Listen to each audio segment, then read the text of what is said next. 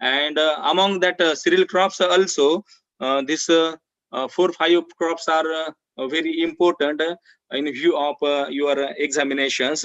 So within that crop also, these are the 7-8 aspects which will cover in our today's lecture. So origin, distribution, economic importance, soil and climate, varieties, cultural practices, and yield. Actually, I prepared this presentation. I know that already. I think all the students have cleared their UG and maybe PG also, and they are preparing for SRF or GRF and ICR, NET, and that ARS examinations. So I am not wasting the time for going the deep cultivation practices. Only I am trying to revoke or remember all the aspects of cultivation of that crops. So let us start. So this is the important point in view of objective questions in examinations. So that are the what are the centers of origin of these crops, or when the crops has been domesticated in the history of agriculture. So rice has the origin of Himalayan center of origin, and more publicly it is known as Indian center of origin, and that are the regions comes under that region: Assam, Burma, Indochina, and Malayan region. And from last 9,000 years, almost 11,000 years, because from 9,000 BC, it is domesticated in our system of agriculture. Then maize is originated from Central America. It is more publicly known as Mexico is the center of that maize crop. Then it is brought into cultivation of human history from 7,000 BC. Then sorghum and pearl millet, these crops are having a center of origin from Abyssinia. And even in some books you can read, or you can see that Africa has been denoted as the center of origin for that two crops. And sorghum is domesticated from 2000 BC, and pearl millet from 1100 BC. 1800 BC. So this is the factual data which is more probably asked during that examinations. And for most authenticated data, I am taking this from that economics survey of India under different statistical appendices.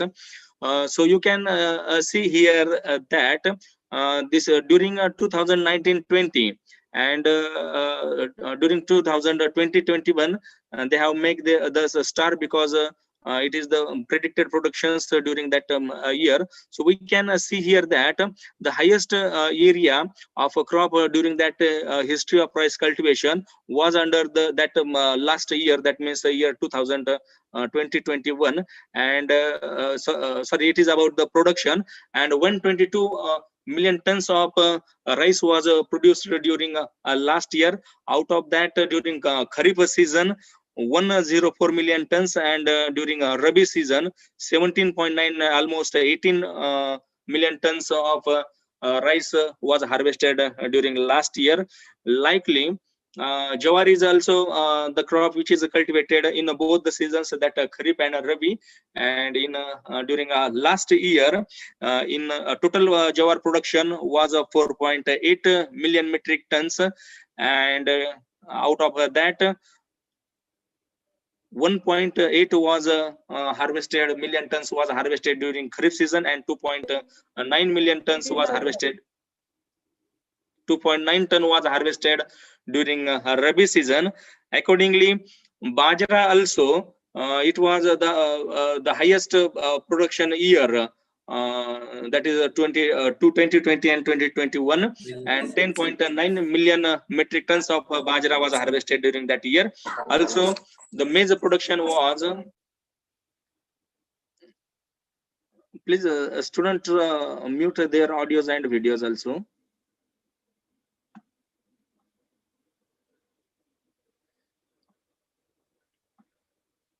So 9.9 million metric tons of maize was harvested during last year. So you should note down that factual data, because particularly in preliminary examinations or MCQ types examination, net examinations, that type of questions are most probably asked.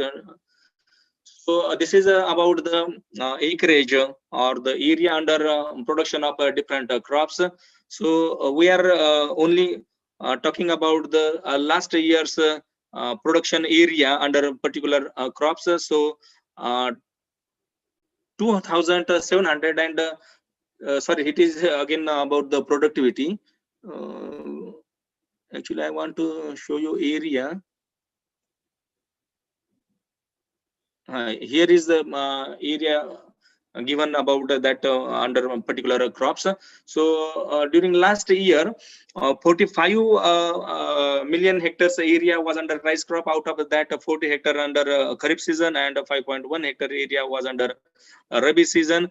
And then 4.2 million hectare area was under Jawar. Out of that, 1.5 was under Kharif season, and 2.7 million hectare was under Rabi season.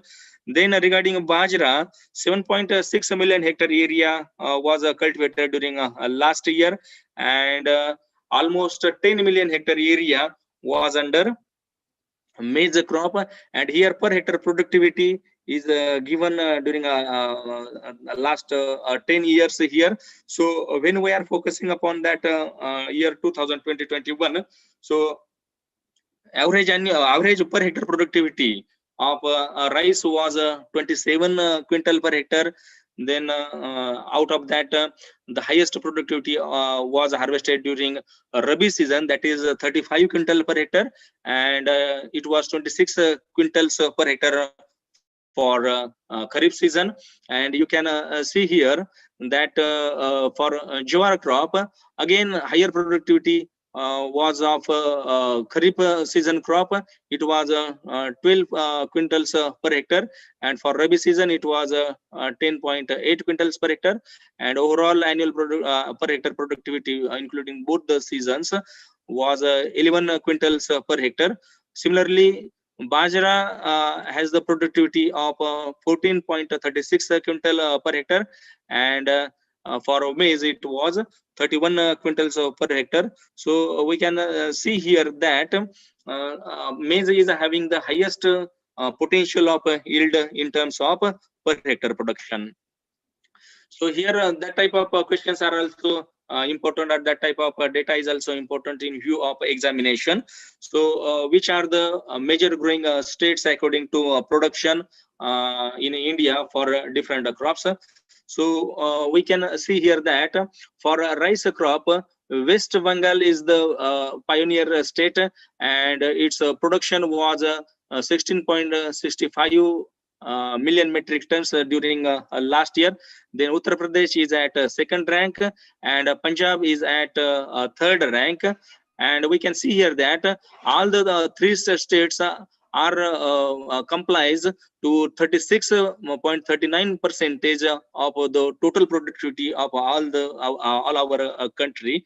And regarding maize crop, Karnataka with the production of 5.18 million metric tons, it is at higher rank than Madhya Pradesh.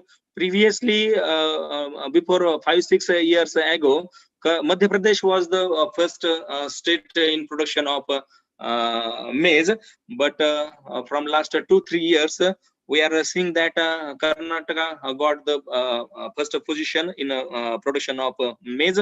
Then Maharashtra is the third state when we are considering the production of maize crop. Then regarding nutrition cereals, actually that is sorghum, pearl millet, and other minor millets like foxtail millet, proso millet, kodo millet, all that type of range of major millets and minor millets are comes under that nutri cereals from last 3-4 years. Government has especially denoting that type of millets and minor millets as nutri cereals because of their higher nutritional contents. So, total nutrient cereals, Rajasthan is the first place. Karnataka is second place, and Maharashtra is at third place. And when we are focusing on that two crops, sorghum and pearl millet, so Maharashtra is the today also it is the first state in a ranking of production of that sorghum, and for pearl millet, Rajasthan is the first state. Actually, Rajasthan and Gujarat are very nearer or very closer to achieve the first rank during that last year. Rajasthan was the first state who is harvesting maximum production of that pearl millet. So let us start the cultivation of a rice crop. So you know that the scientific name of rice is Oryza sativa, and there are several species. Some are wild, some are cultivated, and they are cultivating, and people are using for edible purpose among all over the world. So we can see here that Oryza sativa, then Glaberrima are the major species. Oryza sativa is cultivated in Indian and Asian region, and Glaberrima is cultivated in African region. And within that Oryza sativa also, there are three subspecies. I am not listed here, but these are the three are Indica, Japonicum, and Javanica. So, as per that name of subspecies, they are denoting the prominent area of cultivation of this. Indica is cultivated in that Indian peninsular region, then Japonica in that Japan and that Eastern Asia, part of Eastern Asia, and that then Javanica is cultivated in Indonesia and that part of Asia's region. So our main cultivated species is Oryza sativa indica. So when we are considering the botany of that crop, so generally it is divided into three parts, that is root, shoot, and grain. So actually this should be you should learn that topic from the books, and I am recommending some books like Modern Techniques of Raising Field Crops. It is written by Chidda Singh, Prem Singh, and Rajvar Singh. And another important book for cultivation of that field crop is textbook of field crop production. It is written by Rajendra Prasad. So students should prefer that two important books for their preparation for examinations.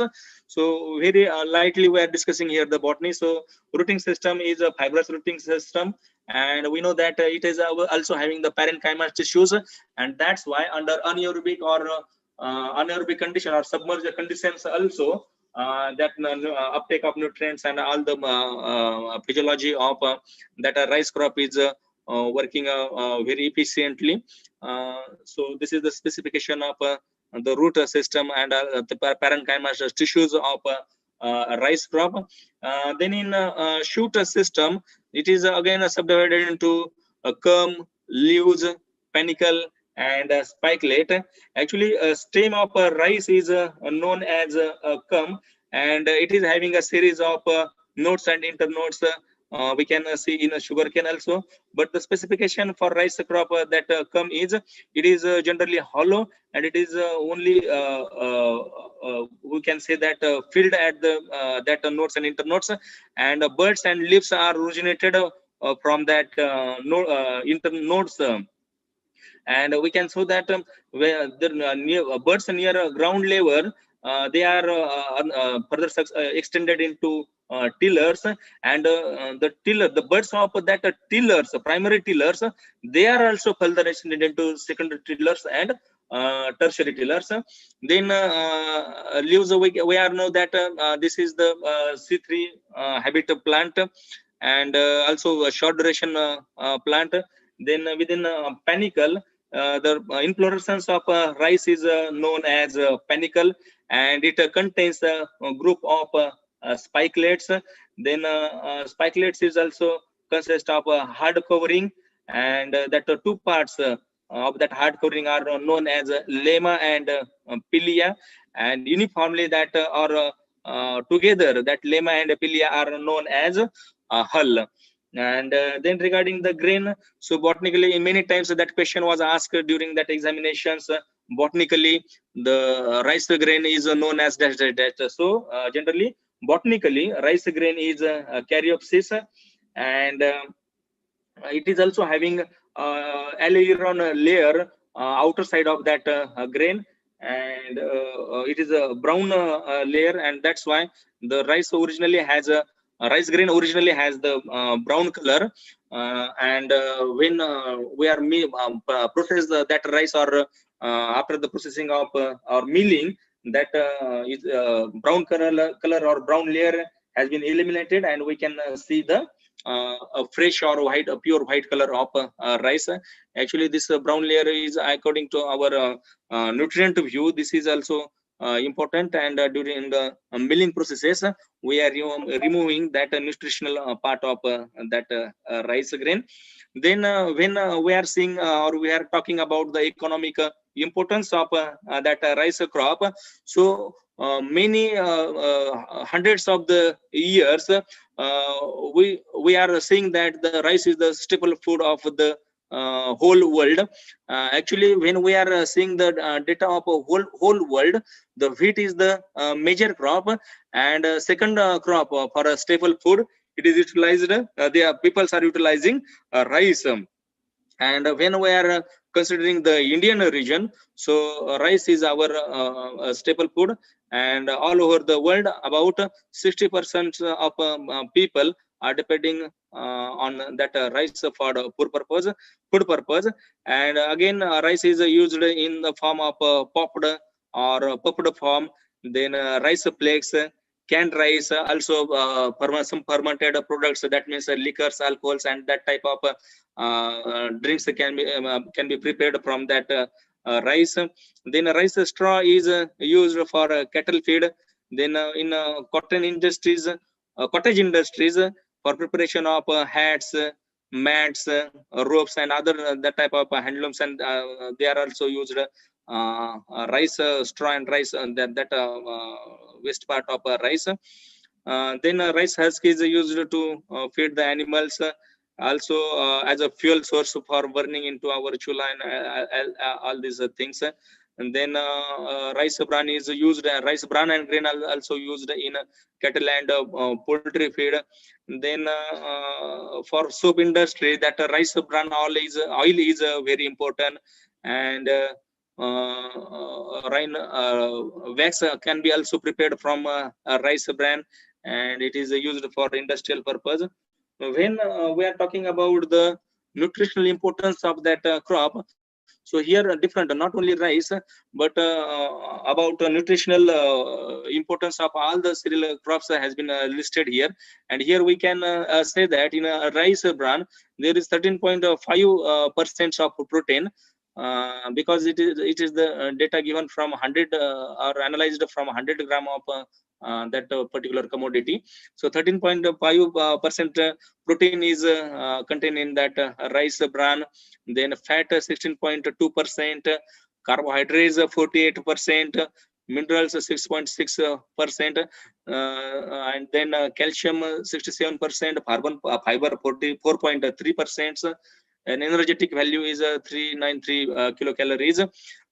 So here we can observe that rice bran is important because it is having more amount of proteins. Then raw rice and parboiled rice, that specification with nutritional contents are also given here.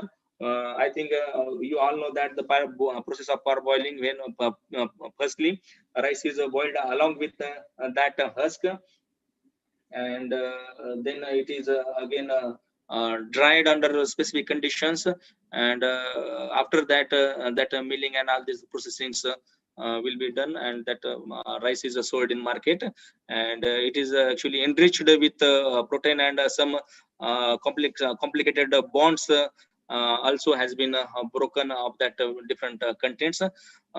Side by side, you can also observe here that the nutritional contents of bajra and jawar also, because in a further part we will not again discuss regarding this. So the protein content in the bajra is 11.6%, and that is in that jowar crop, that is sorghum, it is 10.4%. Then carbohydrates in bajra is 67%, and in jawar 72%. Jawar is also a rich source of in different processing and production of different products from which starch, and that they are like required for fermentation or preparation of liquors and alcohols. So here again, when we are discussing actually crop distribution means what are the dominant regions for growing that crops. When we are focusing on the growing regions of India, the growing regions of rice in India can be divided into 4-5 sub-regions, and that are northeastern region, and we know that all the states in that northeastern sides like Assam, Arunachal Pradesh, Impal, and that Nagaland, that are comes under that situation. And generally in that region, northeastern region, they are cultivating a crop around the year. That means 2 or 3 crops in a year on the same field they are cultivating there. Then second is eastern region and eastern part of India, including states of Bihar, Chhattisgarh, then Jharkhand, some part of Madhya Pradesh, Orissa, then eastern part of Uttar Pradesh, and West Bengal state.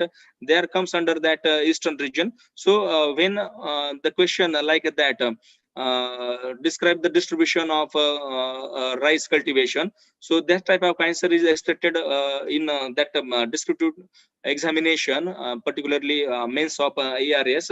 So again I am reminding a student that when we are preparing for ARS main examination, it is in a descriptive mode, and generally we know that we have learned again and again this crops under our UG programs, then PG programs, then evenly under a PhD also. Repeatedly we are reading and learning about that cultivation of crops, and that's why we are writing that answers in a very superficial manner, and that will be resulted into deduction of your marks or low marks in examinations, because when that type of questions are asked, we should very particular regarding writing the answers. So I'm explaining for this question, but you should think about all the questions, particularly in descriptive manner questions. So again comes towards that growing region of that rice. So again northern region of the country is a very important cultivating zone or that for that rice crop, and it the states like Haryana, Punjab, then western part of Uttar Pradesh, Uttarakhand states, then in northern side Himachal Pradesh, again Jammu and Kashmir. So that type of states are comes under that northern region of the state, and we can observe that particularly in northern region the rice crop is cultivated in a kharif season. That means they are start sowing from May to July, and the crop is harvested during September to December. Then again western region of the country is a dominating cultivating zone for rice crop, and it can includes Gujarat, Maharashtra. Then again from western side Rajasthan state is there, and in that region also rice is predominantly cultivated as a kharif season crop. Then again next is southern season, and the states belonging to our southern part of India like Andhra Pradesh, Karnataka, Kerala, Tamil Nadu, that are cultivating the rice during both kharif and Rabi season. So this is about the distribution or growing regions of rice crop. Then when we are considering climatic requirement, we should write answers a very particular manner. That is, rice is generally a tropical crop, and it requires humid condition and bright sunshine hours, and that's why the area which is belonging to the coastal sites or islands, so they are cultivating rice crop around the year. That means specific that the futures of climate, that means humidity, tropical climate, and bright sunshine hours are required for cultivation of rice crop. But we are again saying that from Jammu Kashmir to that Kanyakumari, every under each climatic conditions we are cultivating a rice. But here we are discussing about the appropriate climatic conditions. So evenly rice can be cultivated up to the height of elevation of 3000 meters from mean sea level. Evenly that states of Kerala, they are cultivating in the zone or in the area. The area, the elevation of that area is below the sea level, and they are cultivating as lowland rice. Appropriate range of temperature for growing rice crop is 21 to 37 degrees centigrade. And when I was preparing for that ARS examination, that question was asked, the appropriate temperature for rice growing, and the suitable option of was 35 degrees centigrade. But in literature we can see that 21 to 37 degrees centigrade temperature is considered as optimum. And when we are talking about the maximum temperature, then temperature up to the 40 to 42 degrees centigrade, we can cultivate that rice crop. But after when temperature rises from higher range of 42 degrees centigrade, so there will be the deterioration of crops and busting or the damage to tissues, and therefore the area which is having higher temperature than 40 to 43 degrees centigrade, it is not recommended for cultivation of rice. Then soil generally, you always remember that with the agronomic point of view, generally neutral soils, that means soil which are having a pH of 7 are recommended for cultivating majority of crops. But for rice crop, a slightly acidic pH, that means from 5.5 to 6.5 is recommended. Then other ranges that soil should be enriched with that organic carbon. Then it should have other not a deficiency of other macro and micronutrients. That type of superficial characters are described when we are describing the requirement of soils for that crop. Now when we are talking about the varieties, so it is very hard to remember and learn regarding the varieties, because you can see that thousands of varieties are developed in India only for that rice crops. And generally it is expected that the questions regarding varieties will not be asked during that examinations, because there is no limitation of varieties, state to state, institute to institute, university to university. Hundreds of varieties are developed by every institute. Evenly under when we are teaching that courses under in that our university, so we are focusing about on the varieties which are developed by that universities comes under then the northern zone of the country, or they are dominantly cultivated by farmers in that area. So we are awareing students regarding that type of varieties. When you are learning in that Maharashtra state within our universities, so there are different types of Ratnagiri, Bhogavati, Indrayani, majority matlab Mawal or Jalgaon, various ranges of varieties are there. But if anyone was interested into deep study of that varieties, so you should visit that website of National Institute of Rice Research, and there you can see so hundreds of varieties. Then when we are talking about the qualities of rice, so qualities of rice, are defined with its length of grain and its shape. So generally there are four ranges of or four categories of quality which are prepared according to its length. When grain length is longer than 7.5 millimeter, then this grain is known as extra long grain. Then it is when it is in a range of 6.6 to 7.5 millimeters range, that it is known as a long grain. Then 5.5 to 6.6 millimeters range, it is known as medium. And likely the grain which are having a size less than 5.5 millimeters, they are known as short grains. Actually, that type of a question was also asked during previous examinations. That's why specially I have given that table here.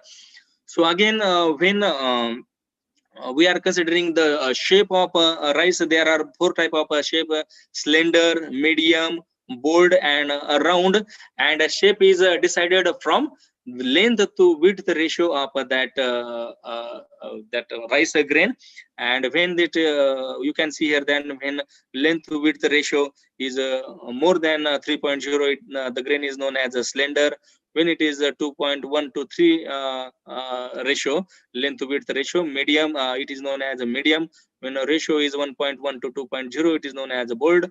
And when a ratio is less than 1.1 millimeters, then that is known as round shape of grain. Then for commercial cultivation, different rice crop is again cultivated into different categories.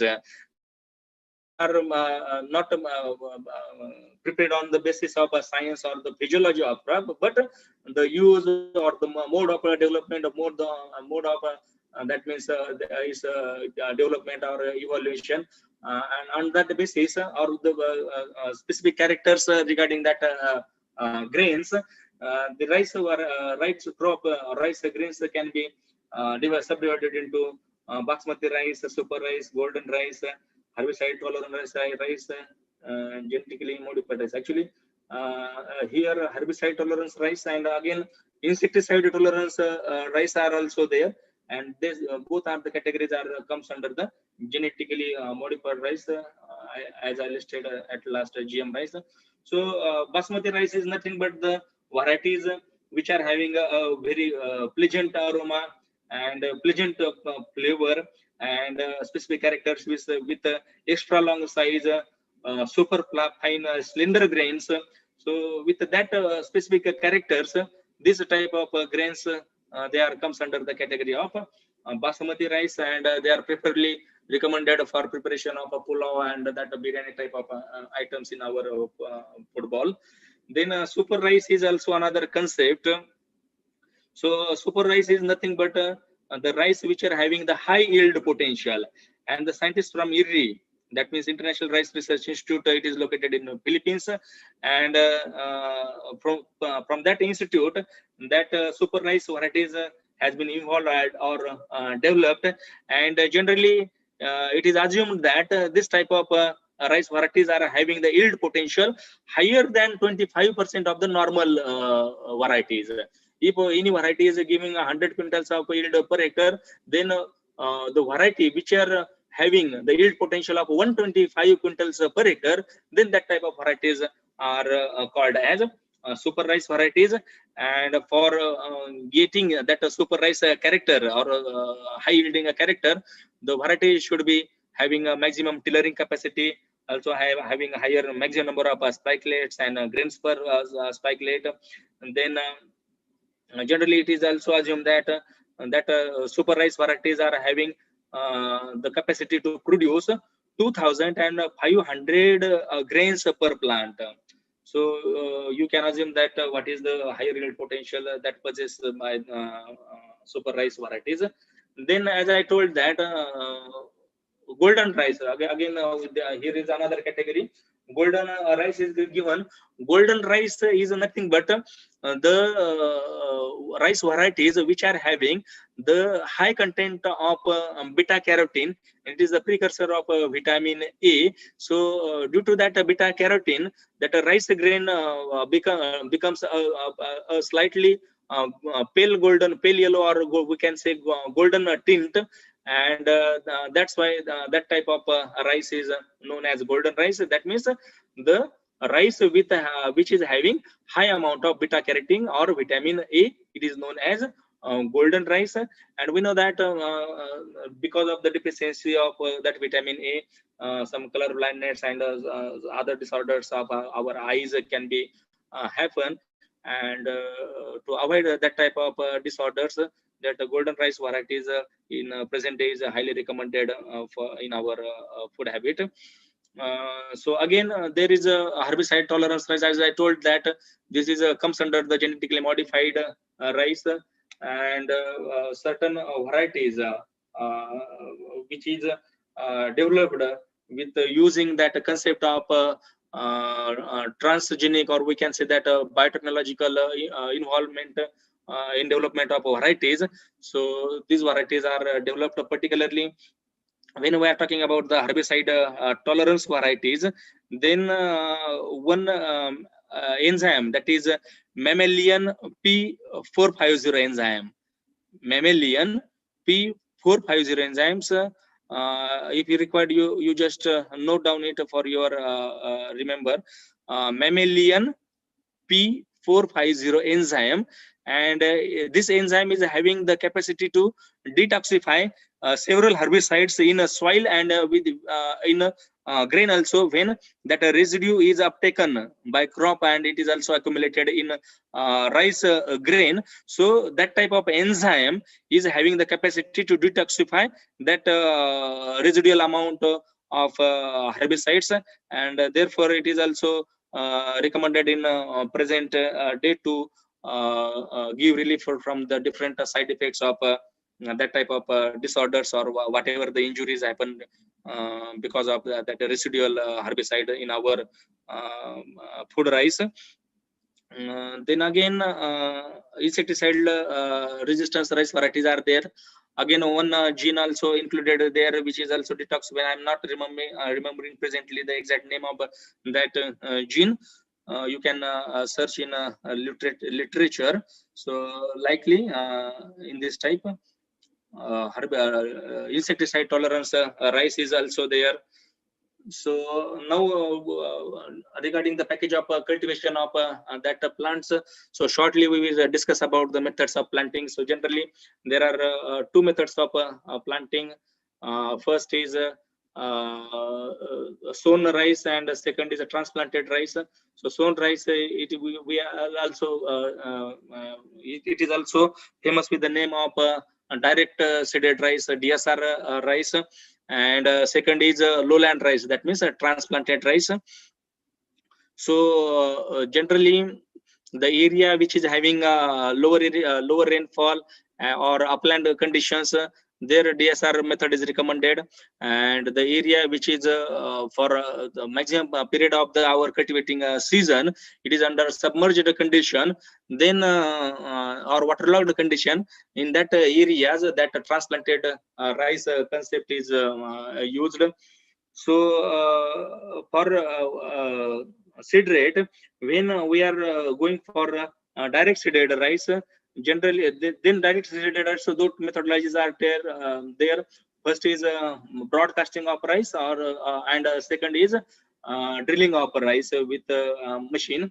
So in broadcasting, generally 100 kilograms of seed is required for sowing of rice. Then for sowing with machine or manual or machine operated drillers, the seed rate will be vary from variety to variety, or we can say that the boldness or the test weight of that grains, and it is from 60 70 to 80 kilograms per hectare for drilling method. And for transplanting purpose, generally 10% of the area should be under nursery. That means when we are trying to cultivate a rice on 1 hectare area, so 0.10 hectare area is assigned for nursery raising. And for that raising the nursery seedlings for that 1 hectare area, generally 35 to 40 kilogram of seed is required. Again, there are various methods like Dapog and all these things.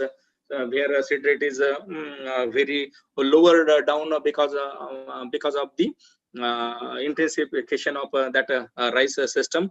And nursery seedlings are get ready for transplanting within 25 days in the DAPAG method. It was asked in one examination that the seedlings are ready for transplanting in DAPAG method.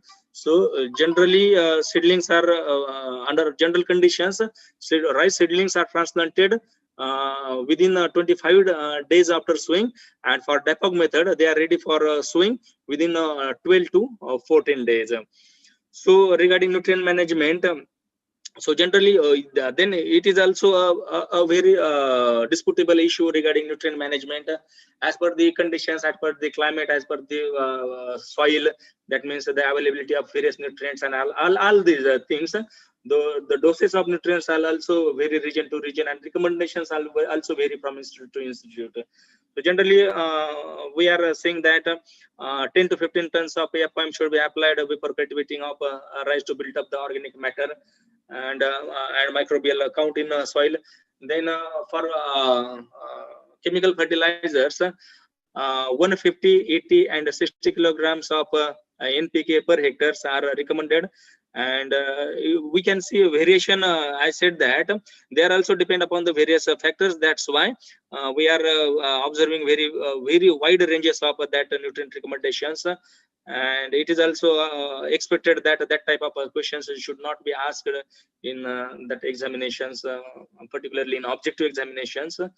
And then again from majority of literature, so we are reading that the nitrogen should be applied into 3 split doses, and phosphorus and potassium should be at the time of full dose of phosphorus and potassium should be at the time of sowing.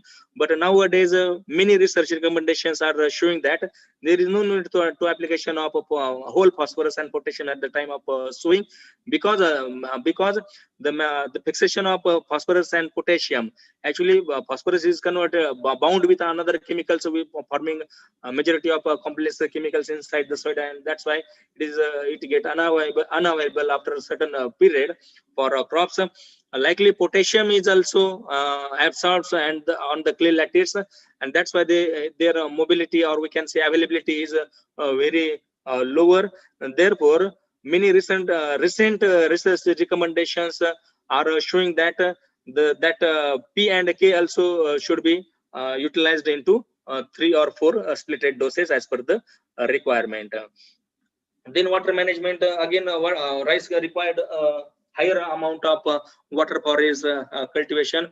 Generally it is saying that 1 kilogram of rice is produced from utilization of 5,000 liters of water. So we can see that it is a very water expensive crop.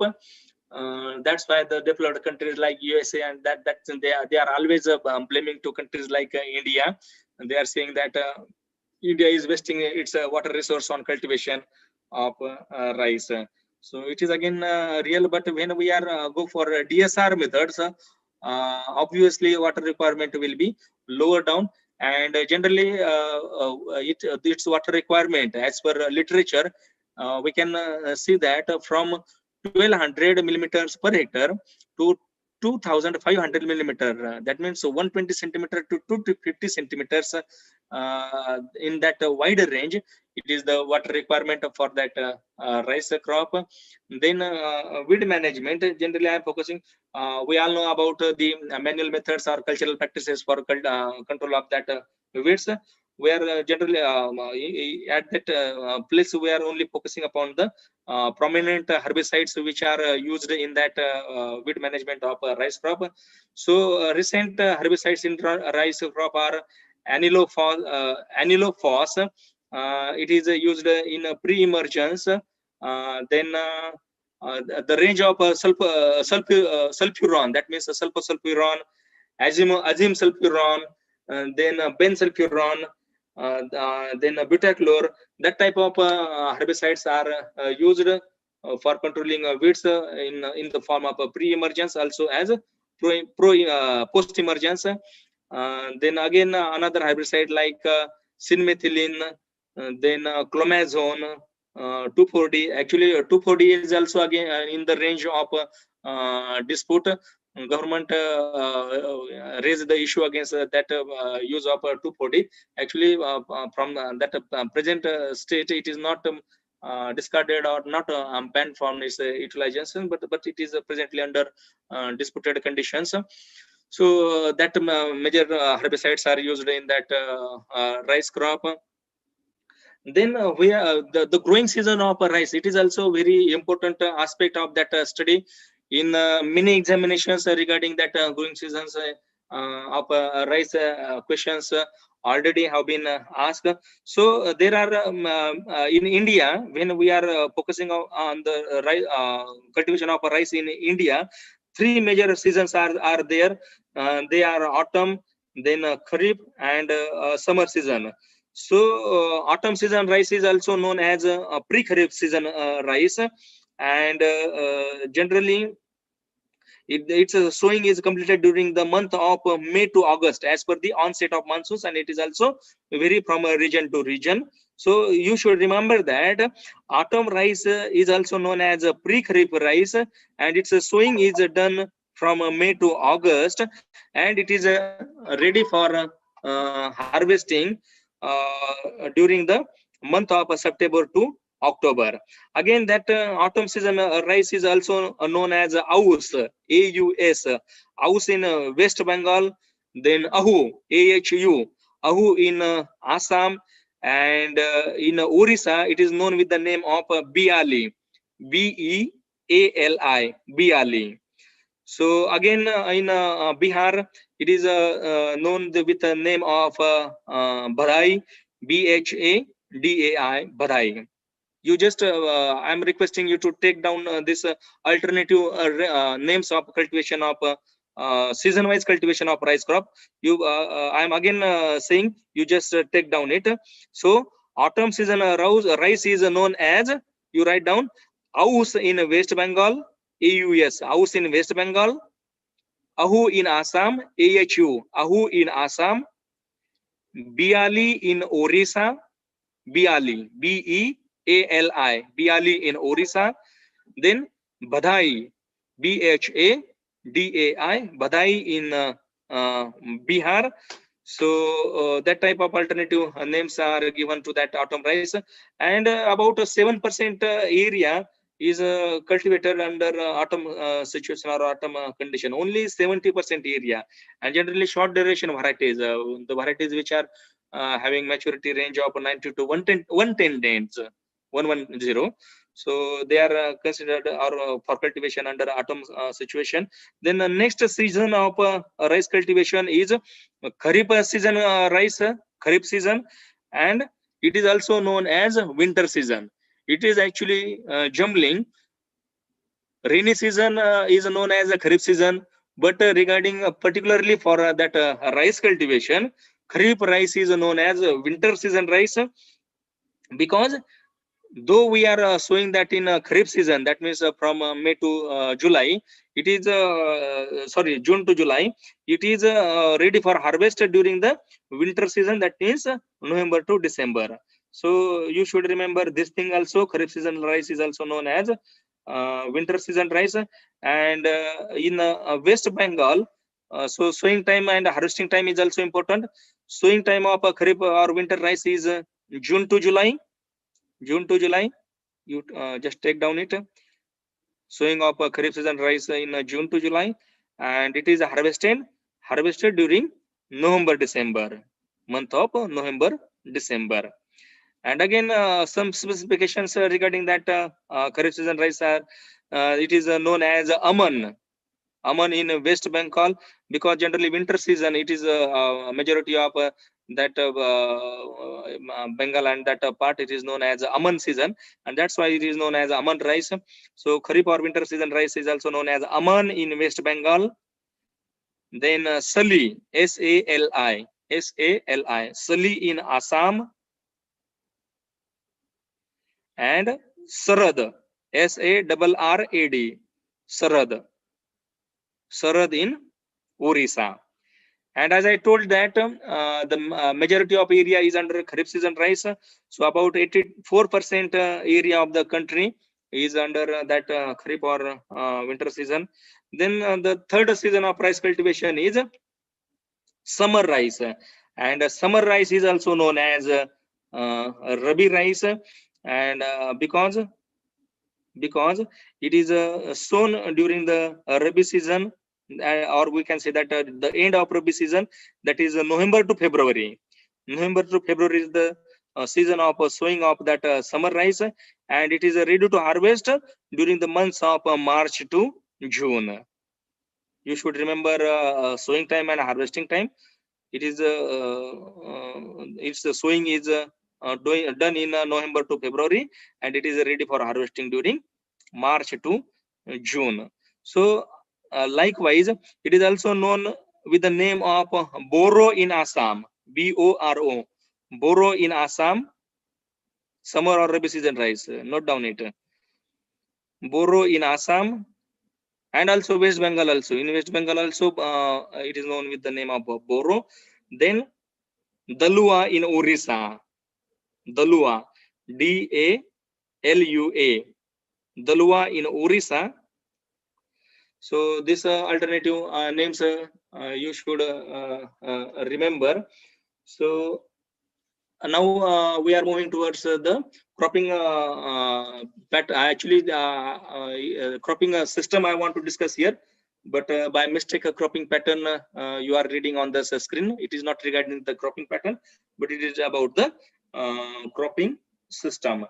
So the majority of that coastal areas, as I said, that there is for whole the year in Iceland regions or in coastal regions, whole the year waterlogged situation is there, and that's why the peoples are forced to cultivate monocropping system with rice. They are taking 2 or 3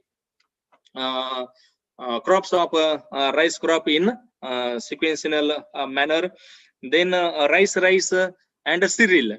That the third rice is replaced by another cereal crop. That is also the dominant cropping system, and that may be the ragi, maize, or jawar.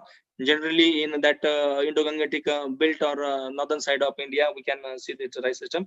Then a rice pulse cropping system is also very predominant.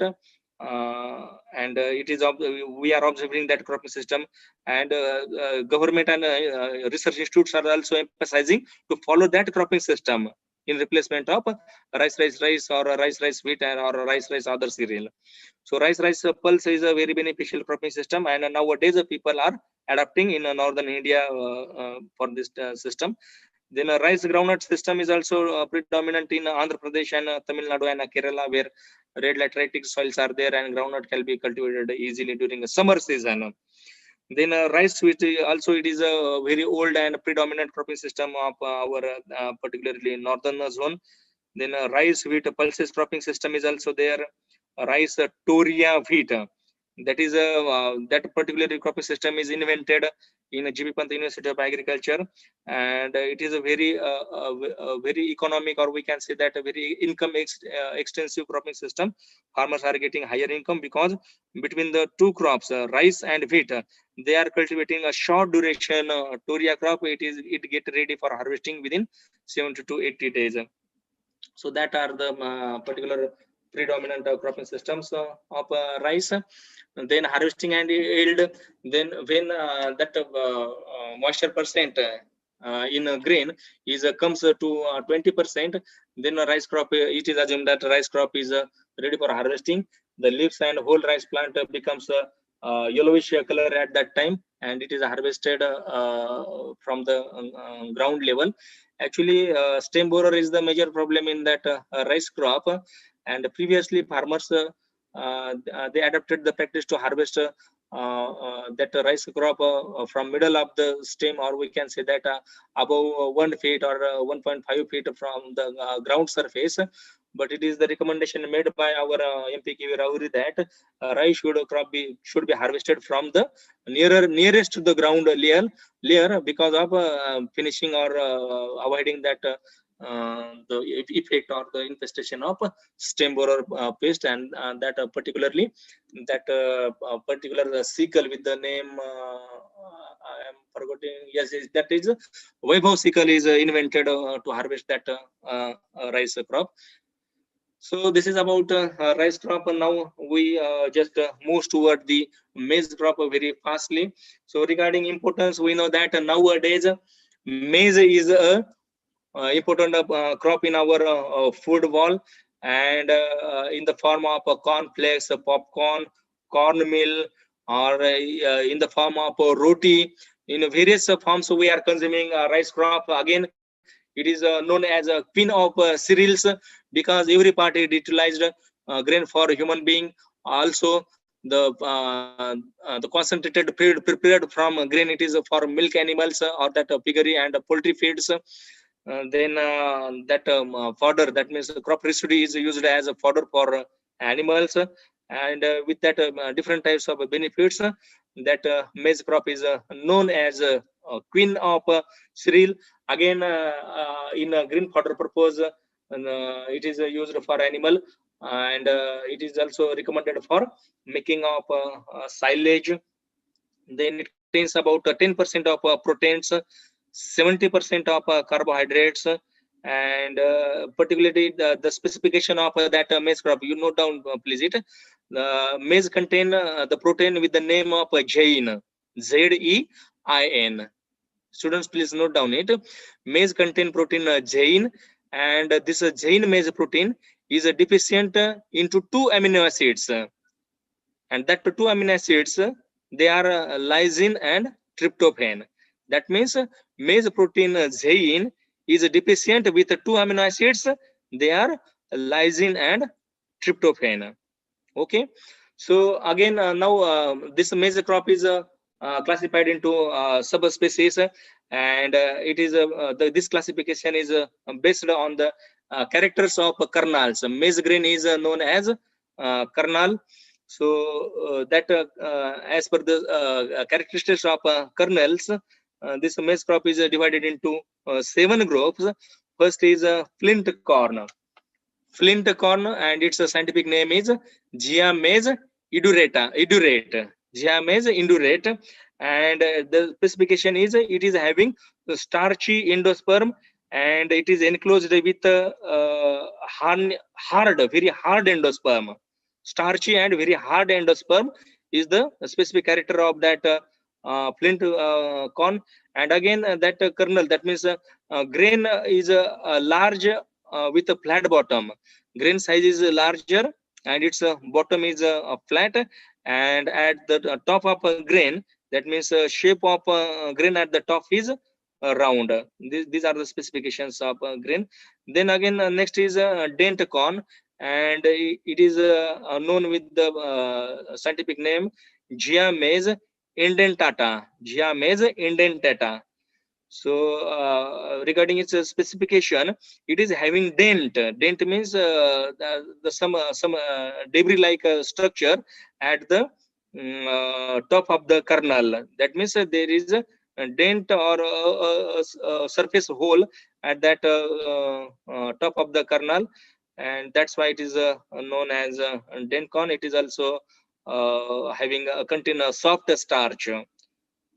It is having soft starch. Actually, flint corn is having hard starch, and dent corn is having soft starch.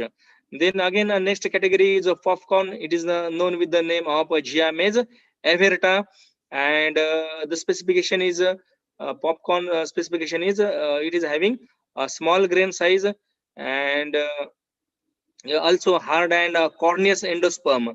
And because of that corneous nature of endosperm, we are making popcorns with that. That means it is very easily puffed.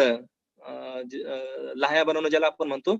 So that type it is having specific characters, and therefore it is used for making of popcorns. Then again, next category is sweet corn, and because of its sweetness, it is known as Gia maize saccharata. Actually, it is having a very high amount of sugar and starch in that endosperm, and that's why it is having very sweet taste. And particularly the countries like Mexico, USA, Canada, there this type of sweet corn is that these peoples are used to grow. Farmers are growing their sweet corn. Next category is flour corn, and its scientific name is Giamese amylacea, Giamese amylacea, and it is very resemble to a flint corn, but only difference is its starch or endosperm is soft, and therefore it is also known with the name of soft corn. Then again, another range is pod corn, and its scientific name is Gia maize tunicata, and the grain is enclosed in a pod or husk in air, and that means every grain is enclosed with a husk, like we are observing in rice or evenly in wheat. Each grain in that category of maize is covered with a specific layer, or we can say it as husk. So it is known as a pod corn. Next category is waxy corn, and its scientific name is Giamese cerabina. Giamese cerabina. So as per its name, it is having waxy appearance. Waxy appearance on a grain also, and its starch is very gummy, and the gumminess in that starch, it is received due to the amylopectin, and that means that amylopectin is also high in the crop like a tapioca, and likewise a tapioca, the starch of that waxy corn is also used to make for making gums and adhesives. So this is about the different classes of maize crop. Then let us discuss about the climate. So maize is again the crop which can grow in various types of climatic agroclimatic situations. We can see that from a country, temperate country like Canada and USA, evenly up to the countries, tropical countries like Africa or subtropical like India, everywhere maize can be cultivated, and it is the C4 habit plant with broad leaves, and again it is photoinsensitive in nature, and due to this it can be grown in every season, every cropping season in India and in all over the world. So generally it requires a climate about 25 to 35 degrees centigrade. It is the optimum range of climate, and also in India, up to the elevation of 2000 meters from mean sea level, the crop is cultivated. Then regarding soil, so it requires very high soil with higher availability of different nutrients, because we know that it is a exhaustive crop, and its nutrient requirement is very higher. Not only major nutrients, but micronutrients should also contain sufficient into that soil, and the crop cannot be cultivated properly, or it is not showing proper yield potential in a light or a medium type of soil. Therefore the heavy type of soils are generally recommended for cultivating the maize crop. Then again, the pH range of 6.5 to 7.5, 6.5 to 7.5 is optimum, but evenly we can grow up to the pH range of 8.5 this maize crop. So when we are talking about the varieties, so there are numerous number of varieties also there, and here some varieties they are developed by government research institutes or certain universities, Ganga 11, Sartaj, Deccan. And then this type of varieties are developed by government institutions. But I am actually working also here on diversification of cropping system, and I saw the maximum potential of yield potential of maize, also income potential of maize. That's why I am trying to replace a majority of the crops, rain-fed crops, from that maize crop here. And it is my experience that rather than this varieties developed by government institutions, the varieties developed by private companies like Bayer, Syngenta. Actually, Syngenta is also merged in Bayer for production of this thing. Pro Agro, then Nuzivido. That companies has been developed a number of varieties which are having a very great potential with specific characters of bold grain size, then lower or shorter maturity durations. So two types of varieties are there. First is hybrid and composites. We know that hybrid varieties are those where parental lines are maintained, and male and female parents are firstly grown into different lines. Then the female is updated with the operation of detasseling, so that the only pollen grains from a male plant should be received to that silk of maize crop. And in this way, F1 hybrids are developed, and that F1 hybrids are used as a truthful hybrid seed for cultivating that maize crop. And its limitation is we should replace seed for every sowing. That means when we are sowing a maize crop, maize of any variety, so whatever the grain produced from that crop, it cannot be used as a seed for raising next generation of a crop. So unlikely composite varieties are there. So composite varieties are several number of different genotypes are cultivated and allowed for open pollination, and after appropriate selection method, dominant genotypes has been harvested, and their lines are maintained for developing into specific varieties, and these varieties are known as composite varieties. So seeds of composite varieties can be used for 3 to 4 generations. So this is regarding the varieties. Then sowing time, as I told that maize is a protein sensitive crop, and we can grow all the 3 seasons during that Indian agronomic seasons or agro seasons of our country.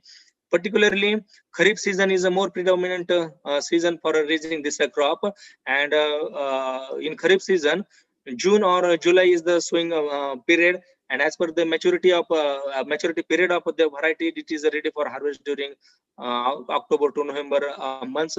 Then when we are cultivating this crop as a Rabi season crop, it is sown during the period of October to November, when winter is just initiated, or optimum the temperature for germination is 20 to 25 degrees centigrade. When that temperature is maintained by the soil in that period, that means October to November month, we are preparing to sow that Rabi season maize. Then in summer season, before initiation of a hard summer season, that means before the end of February month, we are recommending to sow this crop for cultivating in summer season crop. But only limitation is in a summer and Rabi season crop, we should have proper irrigation facilities. And when seed treatment, we are considering that seed treatments, we know that all cereals are can be treated with different types of that biofertilizers like azotobacter, acetobacter, azospirillum. So the packet of 250 grams or 200 grams is sufficient to treat 10 kilograms of seed. Then again, the seed is treated with thyrum, captain, that types of systemic and contact types of fungicides to avoid soil burn and seed burn diseases.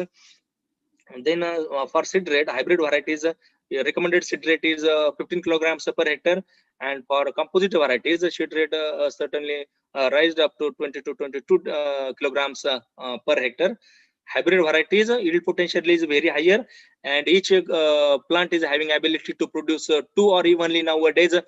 That Bayer has been developed certain new varieties which they are producing 3 cobs per plant, and that's why seed rate is maintain minimum, that means 15 kilogram per hectare in case of hybrid varieties, whereas in composite varieties it should be 22 23 kilograms per hectare. Then regarding nutrient management, as I told that it is a very nutrient exhaustive crop, or it is a very heavy feeder of nutrients. That's why higher dose of nutrients, higher dose of FOM, 15 to 20 tons of FOM is recommended to apply into our soil.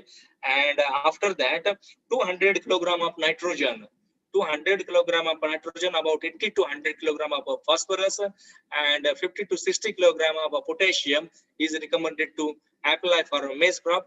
Along with this, zinc sulfate at the rate of 25 kilograms per hectare, ferrous sulfate at the range of 10 to 15 kilograms per hectare. These micronutrients are also recommended to apply for cultivating maize crop. Then in water management, it is a fully irrigated crop, and when there is a deficiency of moisture in soil, it quickly starts to show the wilting, or we can say the shrinking of leaf symptom. So therefore we should be very conscious about the supplying the irrigation to that maize crop.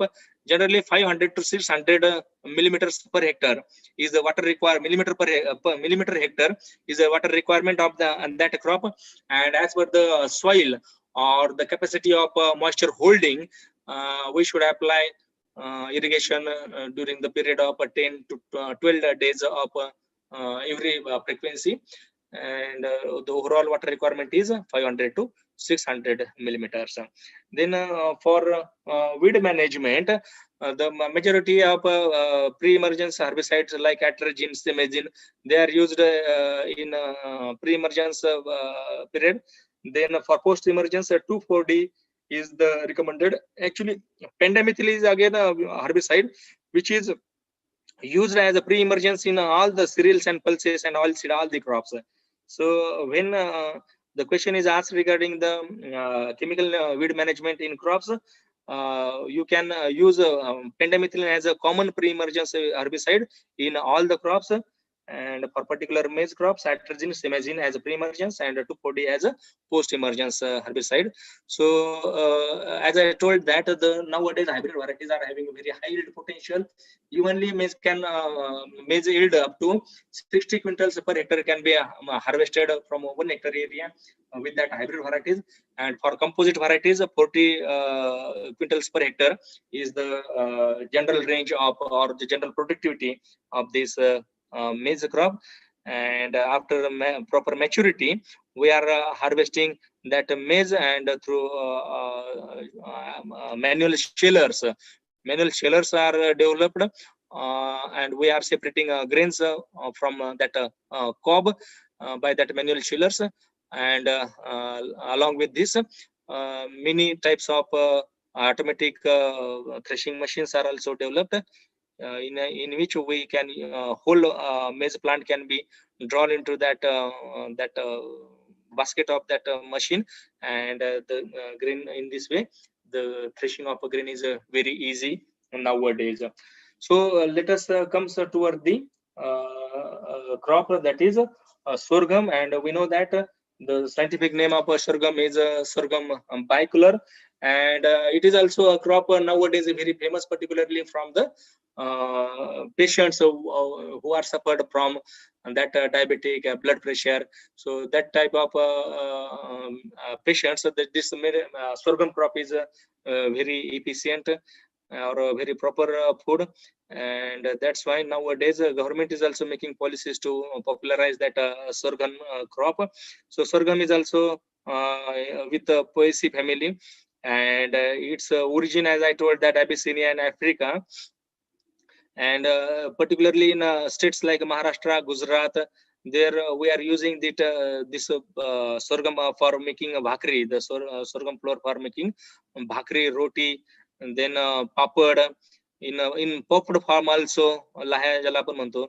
And it is a very best source of green fodder also. That's why it is also used to feed the animals. And preparation of different types of animal and poultry concentrates also. It contain about 72% carbohydrates, 10 to 12% proteins. And again, another specificity of this crop is it is a boon for rain-fed region of the country, because it is tolerant to moisture stress condition, and evenly under rain-fed condition, farmers are able to harvest a good amount of yield from their field. and 92% of sorghum is cultivated as a rain-fed condition. So again, one specification regarding that sorghum crop is when it is at a tender stage, that means up to the age of 60 to 65 days after sowing, it contains hydrocyanic acid.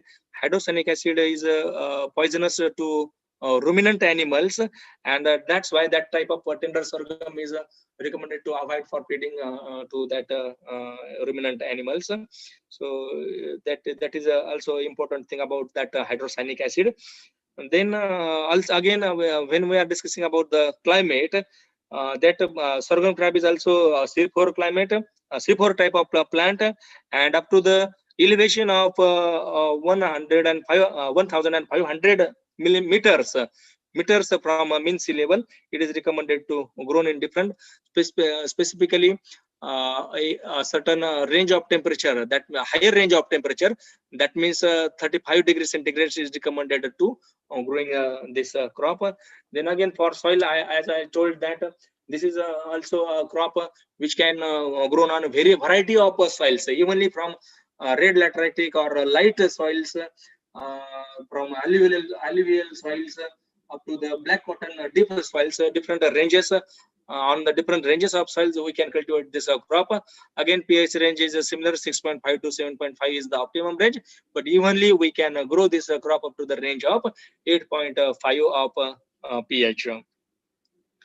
So regarding varieties, so there are majority of range actually by ICR, All India Coordinated Project on Sorghum Research is implemented all over the country, and through that ACRIP, shortly we are seeing that ACRIP project. The ACRIP project several varieties, that are some are composite varieties, some are hybrid varieties, and, they have been developed, and for when we are seeing that site of that ACRIP projects, we can see there that the composite varieties, that means CSV. These are having the name with CSV. So CSV 1 to CSV 15. That 15 predominant, or we can say improved varieties, has been developed by that ACRIP project.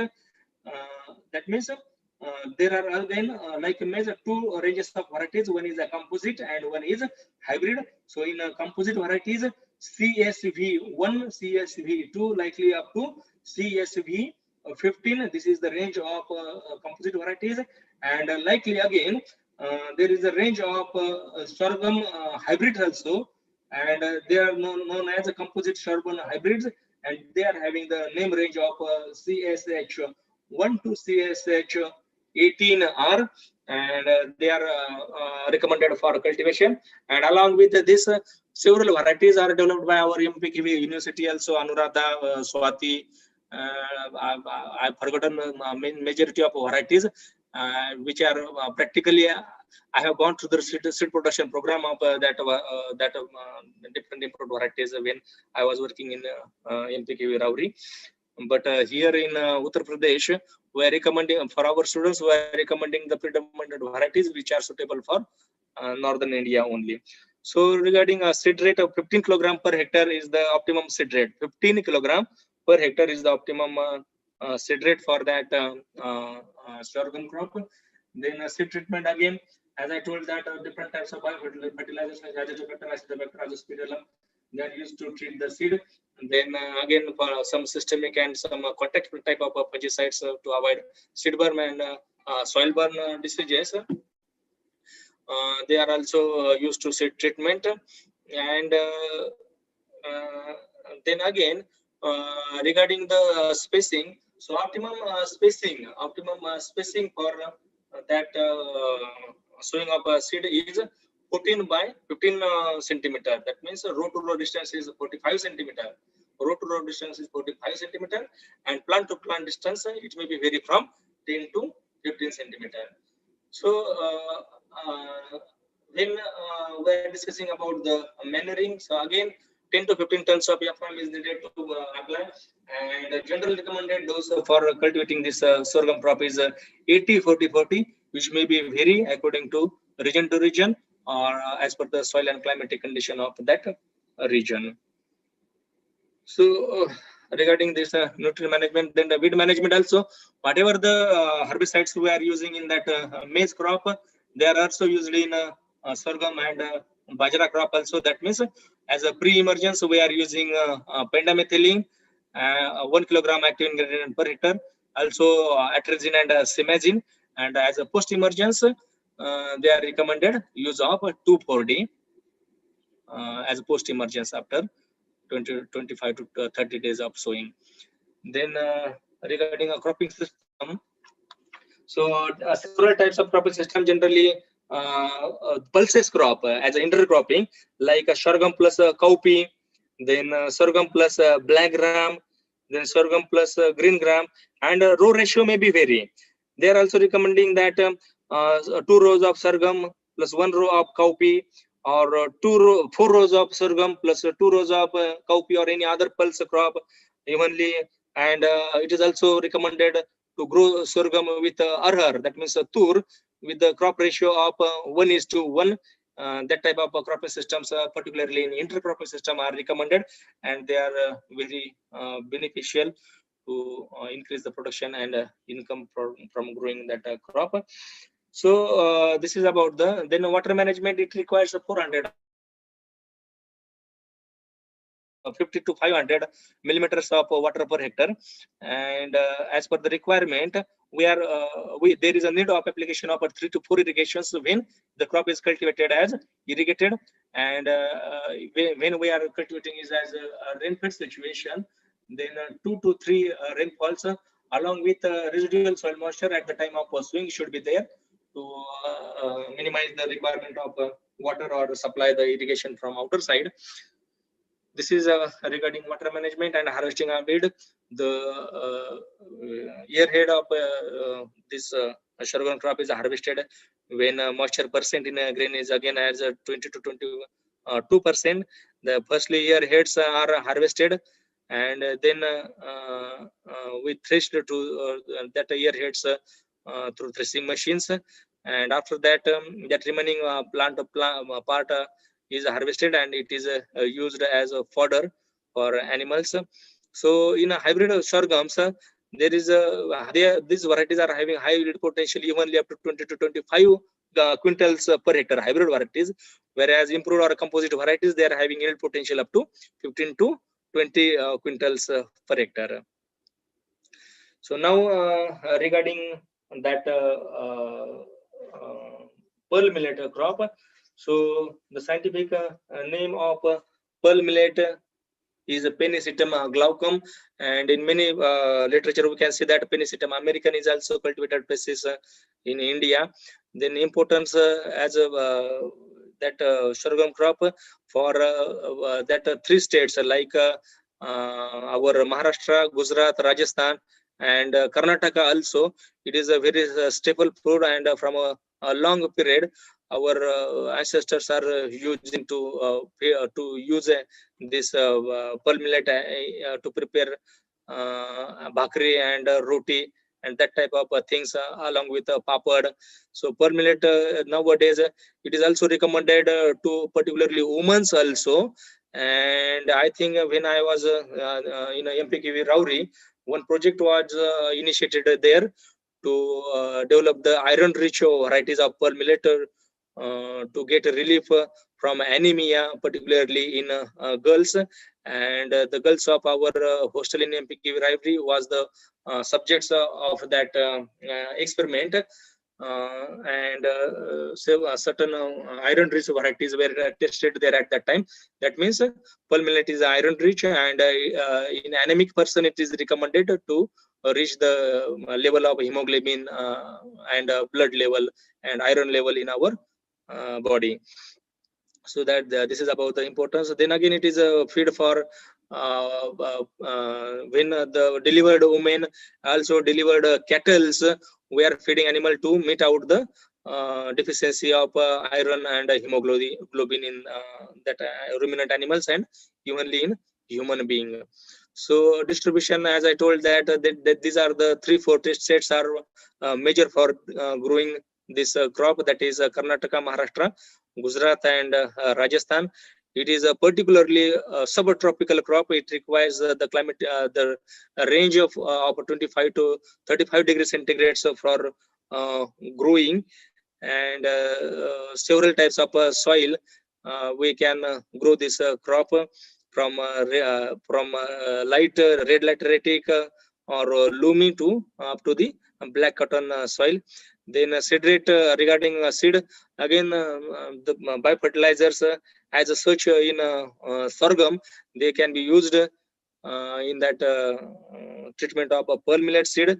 Then seed rate is about 4 to 4.5 kilograms for that seed drilling method, 4 to 4.5 kilograms or 4 to 5 kilograms per hectare for drilling method, and for dibbling method 3 to 3.5 kilograms is or evenly we can say that 3 kilogram is sufficient for dibbling method. Evenly in our BSP farm at MPKV Rauri, we cultivated this crop with a transplanting operation also. So transplanting like rice, it is also possible in pearl millet, and we observe a high number of tillers are compared to directly so in pearl millet in that transplanted pearl millet. So nutrient, it requires a lower quantity of nutrients. That means it is not exhaustive crop like maize and rice and wheat. So generally 80 kilograms of nitrogen, 40 kilograms of phosphorus, and 40 kilograms of potassium is recommended to give in to that crop. Then for weedicide, same herbicides which we are using in sorghum crops, they can be used for control the weeds in this crop also. And yield, generally the yield potential is 15 to 20 kilograms of per hectare, but it is my practical experience that 10 to 12 kilograms per acre, that means 25 kilogram 25 quintals per hectare I was harvested on my own farm, 25 quintal per hectare, particularly hybrid bajra variety. And but general range for that crop of yield is 15 to 20 quintals per hectare. So I forgot about to discuss about the varieties. So there are a very wide range of varieties in pearl millet also. Shraddha, Saburi, that type of ranges has been developed by hybrid bajra were developed by our university MPK Rauri. And rather than this government institutions varieties, private companies like Nirmal, Pro Agro, Pioneer, so that companies have developed a wide range of different varieties suitable for different climate conditions, different soils. So this is about the pearl millet crop, and this presentation is ended here. Actually, I decided that I've extracted some questions which are asked during previous examinations of that NET ERS, and I was decided to discuss regarding that questions here also. But as I told that we're having the one meeting from 12:30 at Vice Chancellor's office, so I have to leave now and want to go there. So in the next class or when time permits, we will discuss about the questions particularly for this 4-5 crops which have been asked in previous examinations. So we will definitely discuss in our further lectures also. Okay. Okay, sir. Thank you, sir. We are very much thankful to you, sir, on behalf of Agriculture Extension and Communication Department, MPK Rauri. You have covered all topics very nicely, which I had allotted to you. In that, you have described the area, production, and productivity of all crops in very good manner. Also, nutritional value of that all crops and all points in that crops. Definitely, this lecture will be useful to students. So, thank you so much, sir, once again for your nice lecture and giving your valuable time and guidance. Thank you so much, sir. Okay, thank you very much. Actually, I want to brought into notice of Prashant. Are you there? Is Prashant is there, Dr. Prashant? No, sir. I think they are busy in lecture. Okay. Oh, okay, no problem. I will call call him. Okay, Later. sir. Okay. So thank you very much. We will meet again in next range of that type of lectures. Thank you very much for giving me the opportunity to deliver this speech here. Okay, thank you very much. Okay, sir. Welcome. Thank you, sir.